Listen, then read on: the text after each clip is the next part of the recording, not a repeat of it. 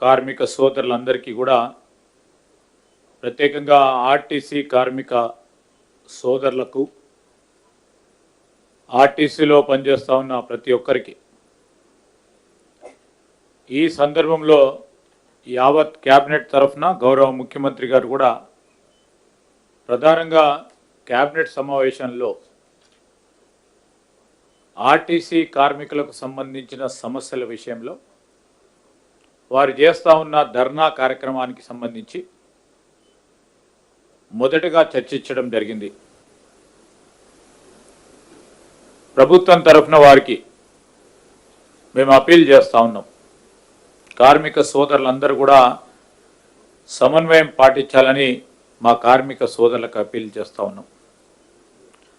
సమస్యల పరిష్కారానికి తప్పకుండా ప్రభుత్వాలు చర్చలు చేపట్టడం జరుగుతుంది. ఆర్టీసీ కార్మికులకు మేము మనవి చేస్తాను, ఎలాంటి తొందరపాటు చర్యలు పాల్పడొద్దని మేము కోరుతా ఉన్నాం. ప్రాణాలు తీసుకోవటం అనేది చాలా బాధాకరమైన విషయం.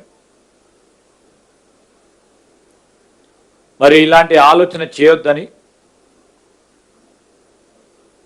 ఈ తెలంగాణ రాష్ట్రం సాధించిన మీకు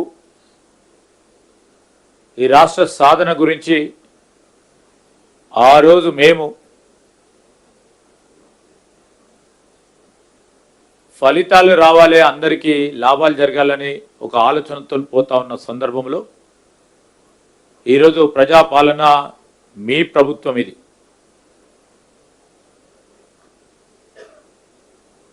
మీ ప్రభుత్వానికి సంబంధించి నమ్మకంతో ఉండండి. కార్మిక సోదరులు మీ కుటుంబాలకు అన్యాయం చేయకండి.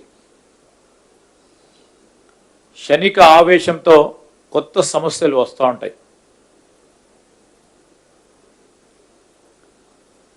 అప్పుడప్పుడు కొన్ని ప్రేరేపిత శక్తుల ఒత్తిడికి బలి కావద్దని మేము విజ్ఞప్తి చేస్తూ ఉన్నాం.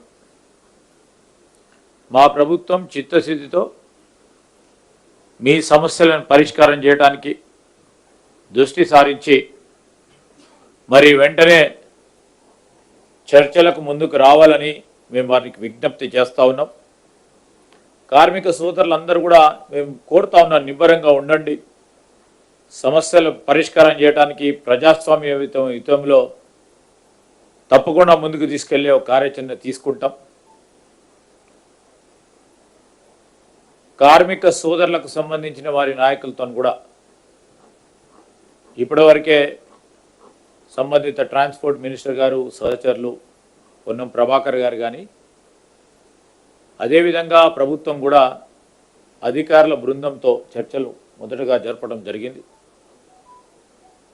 రేపు కూడా మా కార్మికుల మిత్రులతో తప్పకుండా డిప్యూటీ సీఎం గారు వారి ఆధ్వర్యంలో వారిని కూడా అందరినీ కూడా పిలిచి మాట్లాడతాం.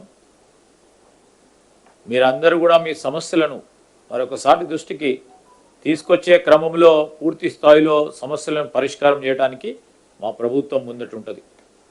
మీ అందరి విజ్ఞప్తి చేయడానికే మేము అందరం కూడా వచ్చాం. క్షణిక ఆవేశంతో ప్రాణాలు తీసుకునే ఒక ప్రయత్నం చేయకండి.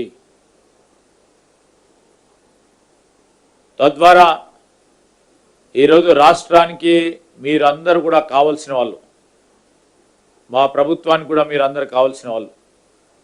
దానికి తోడు మీ కుటుంబాలకు కూడా ఒక అండగా ఉండే మీరందరూ కూడా ఇలాంటి చర్యలకు పాల్పడొద్దని మరి నర్సంపేటలో జరిగిన లేకుంటే ఇతర ప్రాంతాల్లో ప్రయత్నం చేసిన వీటన్నిటి విషయంలో ఇలాంటి సందర్భాలు రాకూడదనే మా ప్రయత్నం. అందుకోసమే ఈరోజు క్యాబినెట్లో కూడా